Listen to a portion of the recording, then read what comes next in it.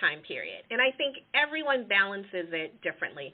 So again, full disclosure, I am the AVP, as I mentioned, so I have about 15 different staff members here that I'm responsible for checking in on, working with, and supporting. On top of that, I also have my own programs that I'm specifically responsible for managing and leading. So that's a full professional plate. And if I allowed myself, I would be here 18, sometimes 20 hours a day in any given week. That doesn't always happen, maybe once or twice. Outside of that, I am married. I have 3 children, and I also have 3 stepchildren who I am responsible for loving and nurturing and supporting. So my life is completely full, not to mention my extended family that relies on me, brother, sister, mother, all those wonderful people and things that are in our lives that we hold dear and feel responsible for and to. So I'm saying that to say it is really Danielle's responsibility to look at what does she get paid to do and is important for her to get done so that she is successful, her staff is successful, and USC feels they're getting what they need from me and us. And then I also need to assure myself and work with my family to give them what they also need. And that's my responsibility. I don't think that's the responsibility of my company, unless my company is saying, I don't care what you have to do, I need you here at these times, even if it conflicts with what's going on in your outside life.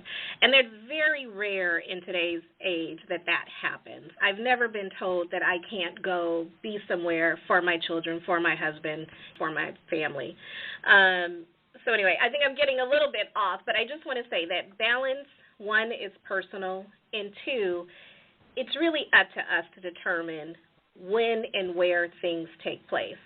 Some days or weeks, the balance may tip in favor of your professional life, and on some days and weeks, things may align so that you are attending to all those things outside of your professional life. So that's just my take on it, and I'd love to hear your opinion on this as well, because you said you started hearing about it over 25 years ago. What were some of the challenges that you faced, Gloria? I know that you were also family and marriage and personal life and professional life. Yeah, well, I love your response, Danielle, so thank you for sharing it with us, that it's very personal and that you have to take responsibility. I know a lot of individuals that I've talked to over the years about work-life balance. Some people think that it's the responsibility of the organization to provide that work-life balance for them, and I'm more in your camp. I really believe that our professional lives is our responsibility, not our companies, not our organizations, and that goes for work-life balance. For me, I think I take a page out of a friend of mine. She's actually from a little tiny country in Africa called Burkina Faso. And in her culture, she says, Gloria, she says, I don't get it. She says, every time I come to the U.S., we talk about balance, and it's always like 50-50. She said, in my country, it's balance is what's needed today. Yes. What's needed like right here, right now.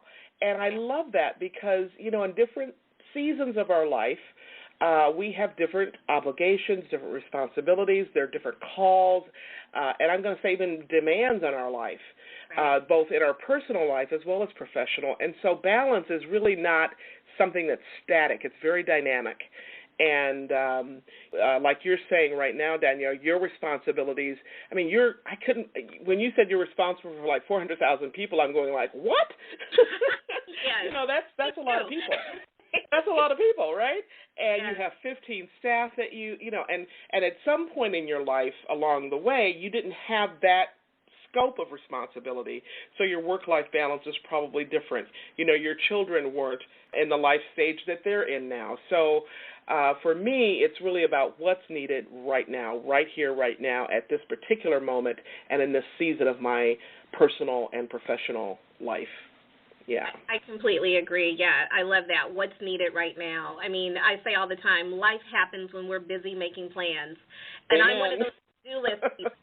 Yeah, so, hey, I'm going to do these 10 things today. And then life will say, nope, no, you're not. Emergency call, you got to get down to your kid's school, or, emergency call, husband's car is on a flat, and now you've got to help him get that situated. So, yeah, it's nice that people think it's 50-50. Congratulations to anyone who is able to get to and attain and maintain that 50-50. But I think, as someone else has told me over the years, live long enough, and you'll start to see a whole nother side. So absolutely. Oh my, great conversation. Thanks again to Danielle Harvey Stinson for being my very special guest. Now, if you'd like to learn more about Danielle's work, or, as she mentioned during today's conversation, if you want to contact her directly about programming and services that she offers through USC, you can reach out to Danielle via email at this address. That's Harvey, D, Harvey, D as in Danielle, at usc.edu. Harvey D at usc.edu. Or you can reach out to her on Instagram or Twitter. And on Twitter, I'm going to spell out her handle. It's at DANIELIZ, as in zebra, A Harvey. At DANIELIZA Harvey, HARVEY. If you missed any part of this week's episode about work-life balance, you can listen to it right here on Talk Network Radio. You can also catch us on iTunes or Android Alexa, SoundCloud, and so many other places. Before I close today's show, I want to give a shout-out to women around the world and to my mom. Yay! Love you, Mom. When Danielle mentioned her mom as one of the women leaders who influenced her, you know what? I was thinking the very same thing, as I know many of you were, too. I actually ask this question to a lot of people. Now, if I'm presenting at a workshop for young leaders, as I just recently did, or as I have coming up, because I'm always speaking, right? One of the questions I ask is, who inspired you? Who inspired you when you were a young girl or young boy? Who did you look up to? Who did you admire, and why? It seems like no matter where I am in the world, the response to that question is pretty much the same, right? Who inspired you? Who influenced you? This is what I hear. My mom, or my dad, or my grandma, or my grandpa. It is truly amazing how much impact we have as leaders in our own home with our own children. So moms and dads, even when it seems like your daughter or your son isn't paying any attention at all, can I just tell you something? They are.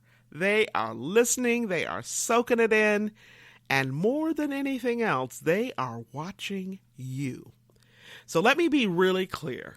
They are scoping you out, right? They're observing everything you say and do. Most importantly, they are watching you to see if what you say and what you do line up. Our actions really do speak much louder than words. A good friend of mine, who is a former CEO of a very large company, also says, as a parent, as a leader, in any context, your walk has got to talk louder than your talk talks. I love that. Let me repeat it. She says, your walk has got to talk louder than your talk talks. Why is that? Because that's how we build the bridge called trust. That's how we strengthen our bond with those we love. That's how we deepen our relationships, one step at a time, inch by inch, mile by mile, and smile by smile, at home, at work, and in any area of our lives, every single day, 365, 24/7. So, let me ask you this. How is your walk lining up with your talk? You know what?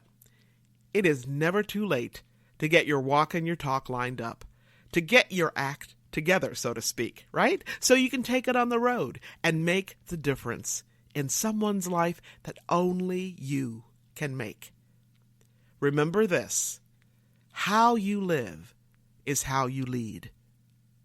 How you live is how you lead. Now, if you happen to miss any part of this week's episode, or if you missed last week's, you can listen on the go, right? You can check us out at talknetworkradio.com/legacyliving.html. You can also catch us on iTunes, Alexa, Spreaker.com, SoundCloud, and so many other places. Before I close today, I want to thank each of you for tuning in to today's episode, for allowing me to share a bit about my journey with what legacy living is all about. Not just living and learning, but living and learning and serving so that you make a difference in your own life and in the lives of others. It's about being on purpose every single day, 365, 24/7. Legacy living is a powerful way to make your life count. Once again, I want to thank you for joining me for today's episode. I'm your host, Dr. Gloria Burgess, and this has been Legacy Living, Make Your Life Count. Please join me again next time right here on Talk Network Radio for another episode of Legacy Living, Make Your Life Count. We're here again very soon right here on Talk Network Radio. Don't just count the days in your life. Make the days in your life count.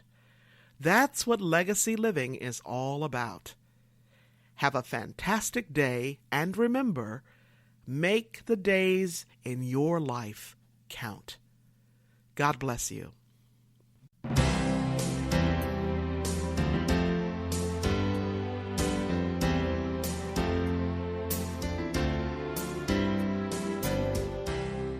That's our show today. I'm your host, Dr. Gloria Burgess. I hope you'll join me again next time. Until then, don't just count the days in your life. Make the days in your life count. That's what legacy living is all about. Here's to you. Have a fantastic day, and be sure to make it a yes kind of day. Remember to celebrate the music of your life. Make the days in your life